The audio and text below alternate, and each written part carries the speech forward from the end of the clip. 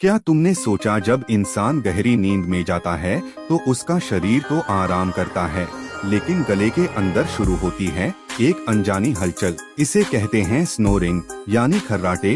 ये तब होते हैं जब हमारी गले की मांसपेशियां ढीली पड़ जाती हैं और सांस लेने का रास्ता संकरा हो जाता है। फिर जब हवा उस तंग रास्ते से गुजरती है तो वो टकराकर एक अजीब सी आवाज पैदा करती है, जिसे सुनकर कभी लोग डर जाते हैं और कभी उठ जाते हैं। ऐसे और फैक्ट्स देखने के लिए हमें सब्सक्राइब करें।